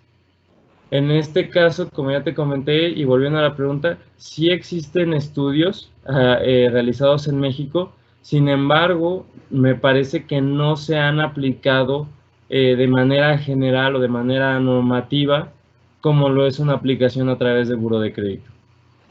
Sí, en ese sentido, agregando a lo que atinadamente dice Juan Francisco, en el caso concreto, por ejemplo, de nuestro departamento, nosotros colaboramos con una financiera, que me imagino que era la que te referías, ¿no, Juan Francisco? Y esta financiera, por ejemplo, era una financiera que trabajaba con un modelo tradicional de buró de crédito, aspectos tradicionales, ¿no? Métricas tradicionales de crédito. Tenía una cartera vencida de alrededor del 23%, histórica, ¿no? Entonces ajustaban su tasa y todo, y aún así eran rentables, obviamente con una tasa mucho más elevada de la que, abatiendo este porcentaje de cartera vencida y recuperable, podrían tener. Entonces, ellos empezaron a experimentar con datos alternativos, como bien dice Juan Francisco, con un testigo, ¿no? Por ejemplo, llegaba un cliente a la microfinanciera, y al azar decidían si le daban la metodología tradicional o la metodología alternativa. ¿Y esta consistía en qué? Que el cliente entregara su teléfono celular. Entonces agarraban su teléfono celular, se lo pasaban al de sistemas y ahí mismo en 15 minutos, ¿sí?, se daban cuenta de cuál era, por ejemplo, una estructura, un modelo. Fundamentalmente era la información de Facebook, ¿no? Cuáles eran los likes que le daba esta persona en su Facebook, ¿no? Y a partir de acá fueron construyendo este modelo. Y en función de ese modelo, llegó un momento que empezaron a ser testigos. Y resultó que el grupo que evaluaban con información estrictamente de likes de Facebook, en lugar de ser un 23% la cartera vencida, era un 7%. Hubo 16 puntos de reducción en la cartera vencida. Y entonces están considerando, de hecho, ya hoy en día es 3/4 partes prestan con Facebook, una cuarta parte con su modelo tradicional. Están considerando abandonar el modelo tradicional y prestar a Facebook. Además, ¿qué es lo que les ha permitido esto? Algo mucho más importante. Bueno, un celular cualquiera lo tiene, prácticamente, digamos, dentro del sector que atiende esta financiera, ¿sí? En cambio, tenían que dejar ir a mucha gente porque no tenían la información que el modelo tradicional requería, ¿sí? Como, son indicadores mucho más cuantitativos y normales, ¿no? Y también en el sentido de que se utilice, pues esto sí es muy vanguardia, ¿no? Que es el uso de datos alternativos, pero permítanme que les lleve, a lo mejor puede servir un poco, si me dan un segundo, tomar una idea de qué tan importante, digamos, es esta parte, ¿no? Entonces, esta parte de aplicar, digamos, lo que es la psicometría, lo que sería el credit scoring, la asignación de crédito, se origina, de hecho, en la Universidad de Harvard ya hace algunos años, ¿sí? Y no en la parte de finanzas, sino en el Centro de Desarrollo Internacional, ¿sí?, que es de desarrollo humano. Entonces, era al que se refería Juan Francisco, que era el Entrepreneurial Financial Lab, es decir, laboratorio de finanzas para el emprendimiento, ¿no? Con ese fin de aplicar, fueron los pioneros en lo que era la aplicación de psicometría al otorgamiento de crédito. Bueno, esto, lo que era FL Global, que les digo era Entrepreneurial Financial Lab, si ustedes le dan clic, los lleva a esta página, ¿sí? Esto es Lendo EFL, ¿no? Es Entrepreneurial Financial Lab. Esto ya es una compañía, ya no es un proyecto académico, ¿no? Que es el uso de la analítica, todos estos datos alternativos, ¿sí?, para buscar maximizar el impacto social. Entonces, esto ya es cual asesoría, ventajas, cobertura global, impacto social a través del uso de inteligencia artificial y técnicas de ciencia de datos, para con métricas no tradicionales lograr maximizar el impacto, ¿no? Entonces les digo, es muy de vanguardia, pero sí es algo donde tienen respaldo de instituciones, pues, tan importantes como sin duda es el Banco Mundial, ¿no? O bien, a nivel más local, lo que es el Banco Interamericano de Desarrollo, que por ejemplo el artículo que precisamente cita de Arraiz, Juan Francisco, el estudio en Perú, fue hecho con el patrocinio del Banco Interamericano de Desarrollo, ¿no? Entonces, si hay viabilidad, hay una gran esperanza que sea, y de hecho es una de las áreas, yo creo, de fintech más interesantes, que es el uso de datos alternativos, ¿no? Por ejemplo, el enfoque de Juan Francisco, ¿cuál es, creo yo, el mérito si lo comparamos, por ejemplo, en el de la financiera con la que tenemos el privilegio de trabajar? Bueno, cuando ve uno el modelo de ellos, y a lo mejor resulta, déjenme inventar, que porque uno le va a las Chivas, pues resulta que es mejor sujeto de pago que si le va, no sé, a la América, ¿ok? Pues bueno, eso es lo que los datos dicen, ¿no? Y funciona. ¿Ok? Estoy inventando, no digo que sea el criterio, pero son de ese tipo, ¿no? O uno le pone likes al TRI, pero no le pone likes a, no sé, a alguien más. Pero cuando uno dice el modelo, bueno, ¿y cuál es el sustento de este modelo? ¿Por qué se da esta relación? Pues uno nunca tiene la confianza de que no sea una correlación espuria, ¿sí? Y el problema de las correlaciones espurias es que hoy funcionan, mañana no funcionan, ¿sí? Por ejemplo, a lo mejor puede ser razones de moda, ¿no? Que por algún factor que no se está identificando, en algún momento, por alguna razón que no sea el líder al equipo, se confunde el ser un buen sujeto de pago con el equipo al que le vayas. Entonces, la idea de hacer, como dice Juan Francisco, una estructura que parta de una filosofía del crédito propia, ¿sí? Como fue este análisis de la escala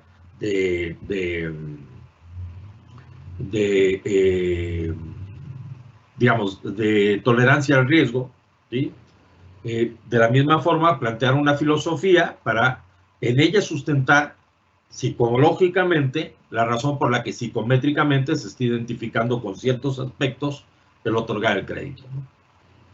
Por ejemplo, un aspecto al que se refería Juan Francisco, que yo creo que es muy importante y que ofrece, estamos de acuerdo, grandes oportunidades, es el locus de control, ¿no?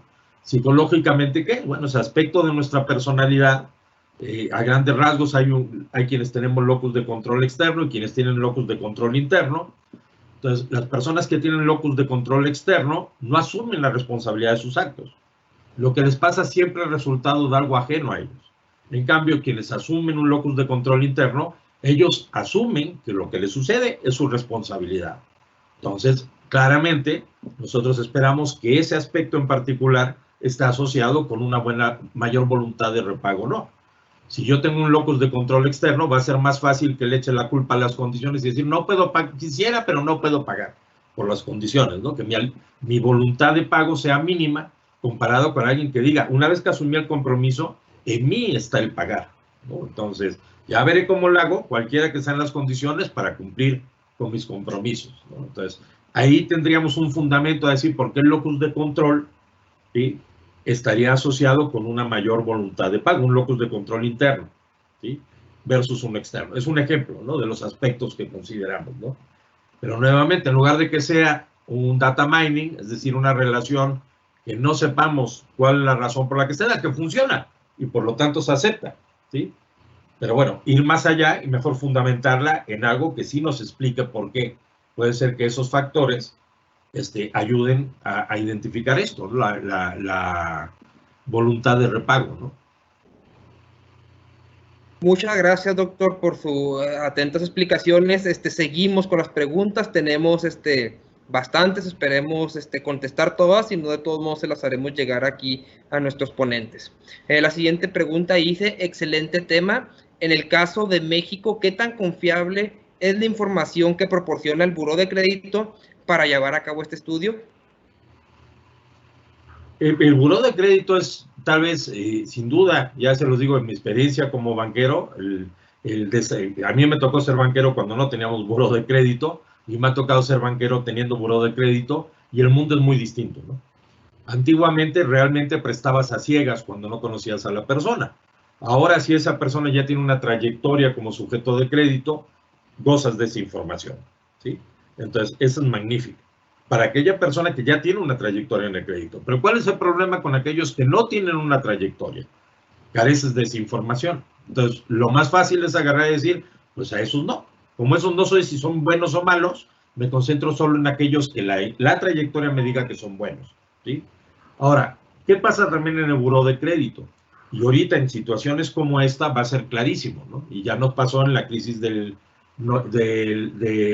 digamos, del 94, ¿sí?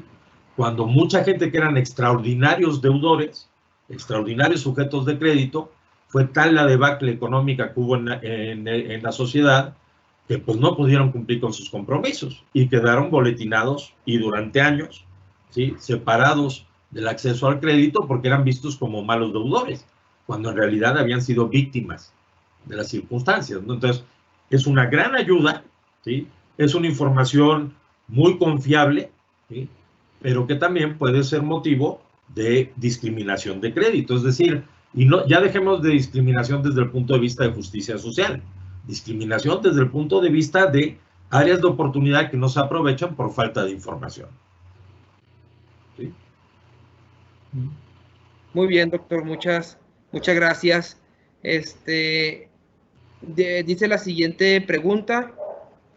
Para los usuarios del crédito en México y con las características de la pequeña y mediana empresa, ¿qué tan confiables son las microfinancieras como mecanismo alterno al sistema bancarizado?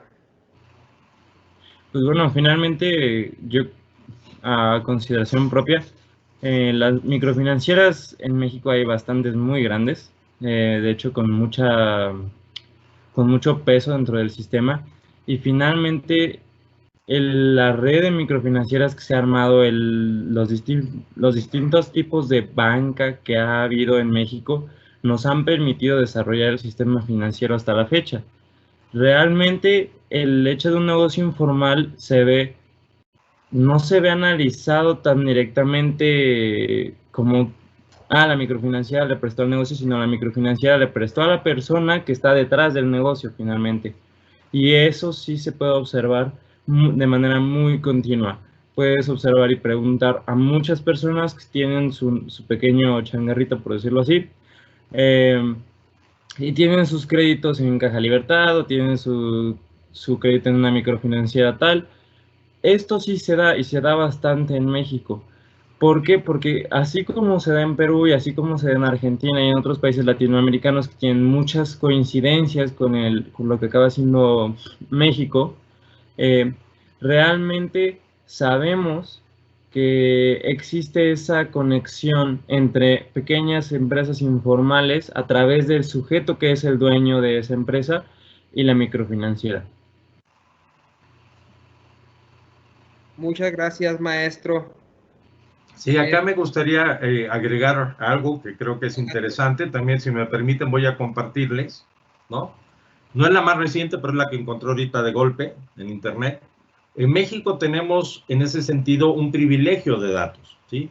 En México está la primera microfinanciera en el mundo, ¿sí?, que decidió someterse al escrutinio público, ¿sí? Las microfinancieras, todo el mundo las conocía, oía hablar de ellas, pero eran empresas privadas que nunca hacían pública cuál era su información de rentabilidad, márgenes y tal. En México ya desde hace muchos años tenemos el caso de lo que era Compartamos, que ahora es Gentera, que fue una microfinanciera que decidió convertirse en un banco y que por lo tanto transparenta información, ¿sí? Bueno, acá tienen lo que es, bueno, esta es información un poco atrasada, pero la tomo al azar para que fue lo que encontré más a la mano ahorita, es al segundo trimestre del 2017, pero en esta pregunta, ¿sí?, esta es la razón de las financieras, ¿no? Vean cuál es el margen de interés neto, ¿sí? Y mejor aún, margen de interés neto promedio ajustado por riesgos, es decir, tomando en cuenta los créditos incobrables, ¿no? Entonces, el margen de interés neto, antes de coberturas es de 65%, ¿sí? 65 puntos porcentuales, ¿ok? Después de tomar en cuenta la cartera vencida que tenga, ¿ok? Como ven, el margen se reduce, pero no se reduce tampoco mucho, ¿ok? Hablar de un margen de 65 puntos porcentuales significa que Compartamos, a lo mejor ella se financia a 10 puntos y en promedio a sus deudores les cobra 75% por año, ¿no? Entonces, piensen, con una tasa de interés, una tasa de inflación hoy en día del 3-4%, pues pagar 70 puntos reales por año es extremadamente difícil, ¿sí? Extremadamente difícil y discriminatorio, ¿sí? Es decir, hay muchos proyectos a nivel pequeña y mediana empresa que simplemente no son viables. ¿Por qué? Porque es muy difícil que un proyecto esté en posibilidades de pagar un margen de este tamaño, ¿no? Ahora, es la ambición del banco. Si ustedes ven la rentabilidad neta del banco, de Compartamos, no es muy distinta de la de un banco común y corriente, ¿no? No es muy distinto. Entonces, ¿por qué razón ellos tienen que tener este margen de escándalo, no? Bueno, pues porque tienen serios problemas, precisamente, para recuperar lo que prestan. Entonces, de ahí la importancia, aún en el sector de la pequeña y mediana empresa, donde los acreedores financieros, pues tienen los bancos, digamos, las financieras, tienen que concentrarse más en tener una mejor capacidad de pronóstico, ¿sí? Es decir, el compensarlo con margen, lo que es una mala tasa de repago, ¿sí? Es perjudicial para todos. El banco pierde clientes o no tiene clientes. Los que sí pagan, ¿ok? Pagan márgenes extremadamente elevados, ¿sí? Y la sociedad en su conjunto se ve perjudicada. ¿Por qué? Pues porque hay muchos proyectos que no se emprenden simplemente porque el crédito es carísimo. Y además hay un problema de selección adversa, que con márgenes tan altos y tasas tan altas, pues bueno, quienes terminan tomando el crédito, aquellos que a lo mejor su voluntad de pago es mínima. ¿Ok? Que dicen, si sale un milagro, pues pago el crédito, y si no, pues que le cobren a ver a quién, ¿no? Muchas gracias, doctor. Tengo aquí un comentario, lo leo como un comentario, no como una pregunta, Dice, mencionas Sí. por ahí un análisis de componentes principales y usas el método de Varimax, aunque se puede usar también un Oblimin. Lo que es cierto es que es un buen aporte, ya que se está muy cerrado solo al uso del credit risk en la práctica. Sí, bueno, ahí perdón, Juan Francisco, ¿quieres comentarlo tú? No, adelante, está bien. Ahí la metodología que se utilizó no lo utilizó Juan Francisco, sino fueron los autores originales, y es algo que hemos comentado Juan Francisco y yo. Muchas veces la metodología que se utiliza para rotar los factores, el método concreto, es buscando que los factores tengan mayor sentido, ¿sí? Es decir, que tengan una interpretación más fácil de qué es lo que significan los factores. ¿Okay? Por ejemplo, en uno de los trabajos que vieron, si recuerdan por las alfas de consistencia, la escala completa tenía 72%, ¿no? Lo cual no es muy bueno. No es malo, pero no es muy bueno, ¿sí? Pero cuando nos íbamos a las 3 escalas, una vez ya factorizado, digamos, lo que eran la escala completa, pues claramente, nada más una de ellas, uno de los factores era el que valía la pena, porque tenían alfas de Cronbach de 40 y 30%, ¿no? Entonces, muchas veces es ahí donde se juega con la metodología, ¿no?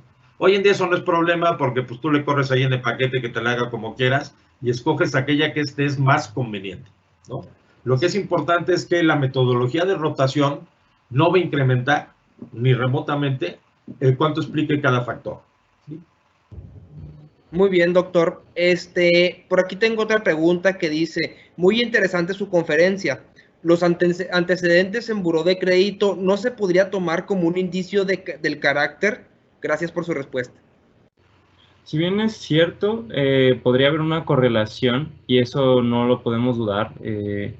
Podría ser una correlación, pero también podría ser un cierto tipo de ruido o de explicación espuria, porque finalmente uno no puede conocer las tendencias o las ocurrencias de cualquier sujeto de crédito. ¿A qué me refiero? A pesar de que a la economía le esté yendo bien, entre paréntesis, o que la economía esté creciendo, puede ser que haya un sector que ya esté en la etapa de cierre y que si alguien es miembro de ese sector le esté yendo mal económicamente. Entonces, a pesar de que en muchos casos podría ser que esté en lo correcto una relación positiva entre el carácter y la falla de pago, realmente tendríamos que saber discernir cuáles variaciones son debidas meramente al carácter y cuáles variaciones son debidas a una cuestión ajena a la persona. Ese es el problema real con el buró de crédito, porque imagínate que si nosotros ya pudiésemos separar esa eventualidad, tal vez ni siquiera sería necesario el complementar con un análisis psicométrico.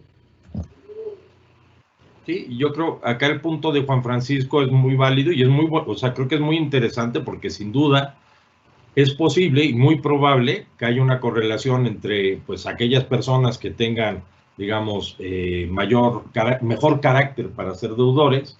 Cabe esperar que sean personas que, ceteris paribus, tengan un mejor historial de crédito, ¿sí?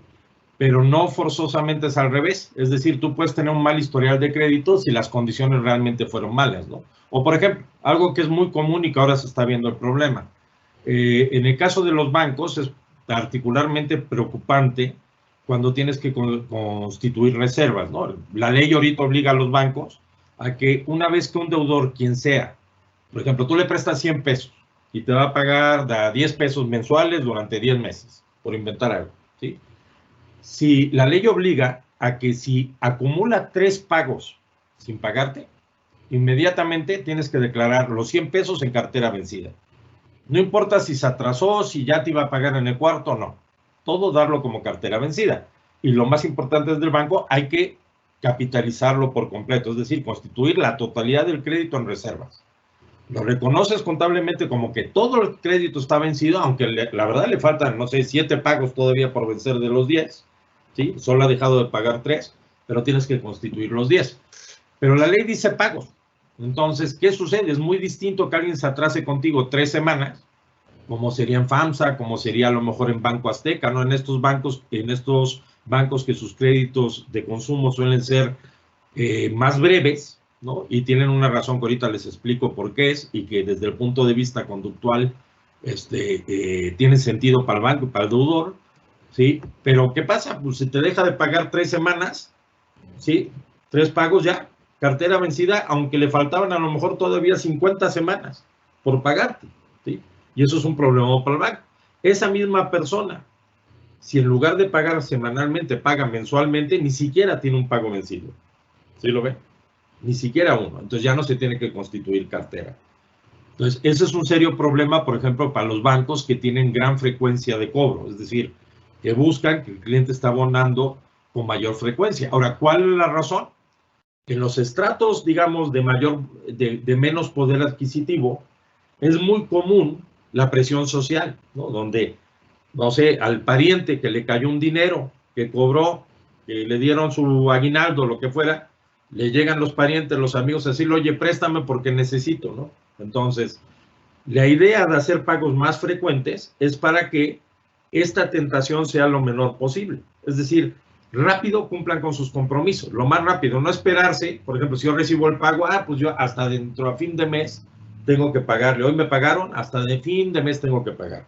Sino que prácticamente les cae dinero y cumplan sus compromisos, para evitarse los compromisos sociales, ¿no? Entonces, eso hace que en estas actividades, digamos, sectores que atienden a sectores menos privilegiados, los pagos sean mucho más frecuentes. Entonces, un sujeto se vuelve muy mal pagador, ¿sí? Simplemente por eso, porque le cobraron 4 veces al mes en lugar de 1 vez al mes, ¿sí? Y muy, muy mal pagador en el buró de crédito, ¿no? Y simplemente a lo mejor es alguien que está teniendo un atorón de 20 días, ¿no? Muy bien, doctor, muchas gracias. Por aquí los felicita la doctora Esther Carmona. Dice felicidades por la presentación. Gracias, y mucho éxito en la investigación. Tenemos muchas preguntas, me va a permitir leer una más para luego pasar los reconocimientos y se las haremos llegar a ustedes esas preguntas para que nos apoyen en contestarla. Dice la siguiente pregunta, primeramente muy interesante el tema. En México, el uso de estos factores psicométricos para el préstamo de créditos, ¿qué tanto podría llegar a impulsar el emprendedurismo? Bueno, pues ahí... sí, disculpe. Ahí realmente depende de qué microfinanciera lo aplique, de la validez de nuestro instrumento y finalmente de qué tanto se quiera potencializar a través de los bancos. Porque a pesar de que, si bien es cierto, podríamos o esperaríamos lanzarlo a través de esta microfinanciera, también tenemos que entender que el emprendedurismo va más allá de una microfinanciera. El emprendedurismo puede ir inclusive a través de, ¿cómo se dicen? Puede ser a través de bancos nacionales, de la banca nacional, que sería una manera, o de esa banca de segundo piso, que sería una manera de extender más crédito, de extender esas líneas, de extender esas facilidades y de finalmente hacer un boom económico, pero a través de la aplicación del crédito y probablemente inclusive fortalecer los derechos de propiedad, porque como bien se sabe, a medida que mejoran los derechos de propiedad, el sistema crediticio es más fuerte. En México, de hecho, no tenemos un sistema crediticio, por ejemplo, tan fuerte como el de Estados Unidos, y también es una de las razones por las que el crédito en Estados Unidos llega a ser tan importante. También esto se debe al nivel de bancarización que existe en Estados Unidos y al nivel de bancarización que hay en México. En México tenemos una fuerte carencia en ese sentido, y si nosotros tal vez lográsemos extender más líneas de crédito, pudiéramos mejorar o se podría ejercer una mayor fuerza o coercibilidad dentro de lo que viene siendo el derecho de propiedad. De esta manera, el crédito se fortalece y a su vez el sistema bancario se fortalece. Sí, acá, no sé, me gustaría agregar una cosa. Juan Francisco, ¿sería posible que nos compartieras de nuevo tu presentación en donde tienes los 4 cuadrantes de ese estudio? Que yo creo que eso les puede dar una idea de cuál es la verdadera oportunidad para el emprendedurismo de un esquema como el que se plantea, ¿no? Que es una apuesta que funcione, ¿no? Todavía no estamos en posibilidades de decir funciona, ¿no? Y algo muy importante, creemos que no viene a sustituir, sino venir a complementar a lo que era antiguamente. Perfecto, muchas gracias, Juan Francisco. Como pueden ver acá, ¿sí? ¿Cuál sería la contribución social importante del enfoque psicométrico, ¿no? El enfoque psicométrico es el de los renglones, el de la EFL, ¿no? Entonces, en este caso, este intermediario, él rechazaría a todos los que están en la columna de la derecha, ¿ok? Entonces, si ustedes suman, ahí tendrían 158, ¿sí? Más 209, es decir, los de las casillas 2 y 4, ¿ok? En total serían 367, ¿ok? Y habría aceptado ¿cuántos? 659 más 860, entonces más o menos 1,500. Entonces estaría rechazando un 20% y aceptando a un 80% de todos los que se presentaron a pedirle crédito. Pero en la medida en que lo que dice EFL Decision, sí contribuya y sí sea un buen modelo que permitiría, por un lado, desde el punto de vista social, habría emprendedores que psicométricamente sí se les prestaría, aunque con el método tradicional no se les prestara. Ya con eso podríamos tener emprendedores que tienen acceso al crédito, que son los de la casilla 2, que digamos serían 158. No son muchos, a lo mejor es un 10% más, ¿ok? De los que se les prestaba por el método tradicional.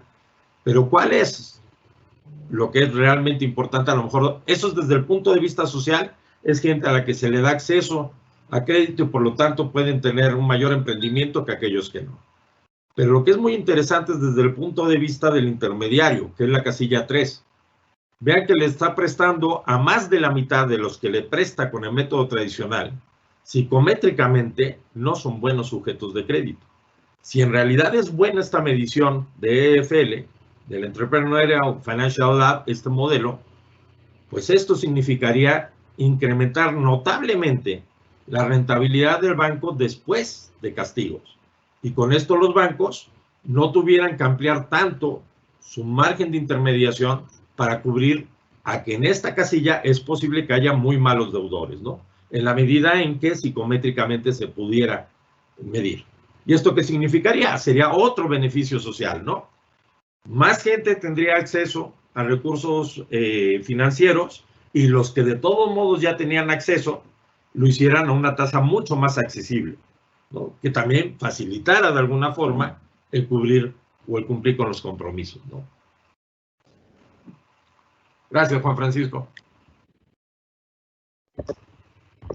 Muchas gracias, doctor. Muy interesante conferencia. Muchos de los temas aquí tocados o analizados, pues lo vemos en nuestra vida cotidiana, ¿no? Y de alguna manera, pues nos damos cuenta que hay todo un mundo de estudio detrás de ellos que nos indican y nos dicen, pues que realmente hay varias líneas de investigación que describen estos fenómenos. Bueno, me voy a permitir compartir los reconocimientos que tenemos de una manera simbólica, se los haremos llegar ya después firmados y en físico. Entonces, ¿sí los están viendo ahí en pantalla? Sí, muchas gracias. Gracias. Okay. De hecho, me gustaría más ver, ese es el mejor, porque el mérito realmente acá es de Juan Francisco. He sido nada más mirón y he aprendido de él, pero muchas gracias por darle la oportunidad a Juan Francisco. Claro que sí, no es nada que agradecer, nos comparten bastantes y muy vastos conocimientos, tanto el maestro Francisco, que vimos que hizo una labor excelente, como usted que nos ayudó mucho con su experiencia. Entonces el reconocimiento es para los dos y me permito leerlo a la letra, como dice así. La Universidad Autónoma de Ciudad Juárez, el Instituto de Ciencias Sociales y Administración, por el Departamento de Ciencias Administrativas, otorga el presente reconocimiento al maestro Juan Francisco Frías Carazo por su valiosa participación dentro de la Semana Internacional de Finanzas de la UACJ, con la conferencia Psicometría del Repago de Crédito, Ciudad Juárez, Chihuahua, a 13 de octubre del 2020, por una vida científica, por una ciencia vital. Firma el maestro Juan Ignacio Camargo Nazar, rector de la Universidad Autónoma de Ciudad Juárez, el maestro Santos Alonso Morales Muñoz, director del Instituto de Ciencias Sociales y Administración, y la doctora Blanca Lidia Márquez Miramontes, jefa del Departamento de Ciencias Administrativas. Muchas gracias. Ahora, si me permiten, voy a leer el reconocimiento del doctor Felipe de Jesús. Igual dice: Universidad Autónoma de Ciudad Juárez, Instituto de Ciencias Sociales y Administración, Departamento de Ciencias Administrativas, otorgan el presente reconocimiento al doctor Felipe de Jesús Bello Gómez por su valiosa participación dentro de la Semana Internacional de Finanzas de la UACJ con la conferencia Psicometría del Repago de Crédito, Ciudad Juárez, Chihuahua, a 13 de octubre del 2020, por una vida científica, por una ciencia vital. Firma el maestro Juan Ignacio Camargo Nazar, rector de la Universidad Autónoma de Ciudad Juárez, el maestro Santos Alonso Morales Muñoz, director del Instituto de Ciencias Sociales y Administración, y la doctora Blanca Lidia Márquez Miramontes, jefa del Departamento de Ciencias Administrativas. Entonces, no me queda más que agradecer todo este tiempo que nos han brindado, todas las experiencias.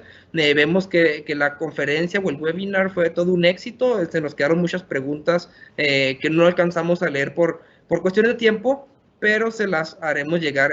Felicitamos su investigación, sabemos los grandes esfuerzos que conlleva todo esto, las horas de estudio, las horas de desvelo, y pues se demuestra aquí, ¿no?, en estas grandiosas fuentes de información. Muchas gracias, muy amable, y la verdad es que tanto el doctor como un servidor les apreciamos la invitación, la oportunidad de compartir y sobre todo las preguntas, todos aquellos comentarios o opiniones que nos sirvan, se los agradecemos siempre y estamos en contacto. Pues muchas gracias, esta será su casa, la Universidad Autónoma de Ciudad Juárez, y los invitamos a que sigan la transmisión de las demás conferencias. Muchísimas gracias a todos por su asistencia. Muchas gracias. Muchas gracias y pues bueno,